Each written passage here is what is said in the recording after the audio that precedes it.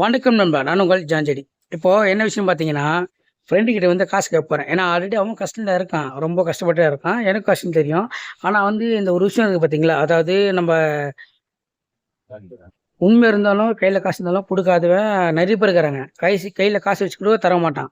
ஏன்னா நீங்க பார்க்குறீங்கல்ல, ஃபுல்லா இருட்டா இருக்கும். ஏன்னா வந்து நைட் டைம்ல. அது கொஞ்சம் போயிட்டுருக்கேன். என் ஃப்ரெண்டு கோசம் போயிட்டுருக்கேன். அவன்கிட்ட போய் நான் கேட்குறேன். ரூ. 100 கேட்க போறேன். அவன் என்ன பேசுவான், என்ன சொல்லுவான்னு தெரியல. நான் லைவா போயிட்டுருக்கேன். நீங்க பாருங்களேன்.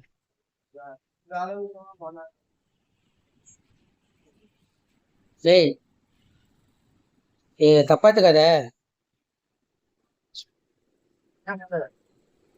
கேக்குது ஒரு மாதிரியா இருக்கு. 90 இருந்தா கூட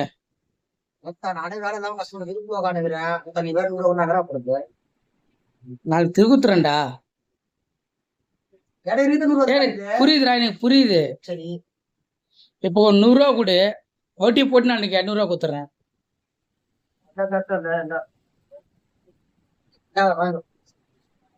ஏய், தப்பா எடுத்துக்காதடி. தப்பா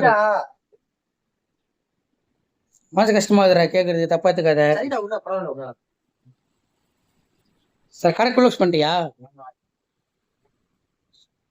சரி, வரேண்ணா. சரி. இல்லைங்க, எனக்கு கேட்குறது கஷ்டமா இருந்தாலும்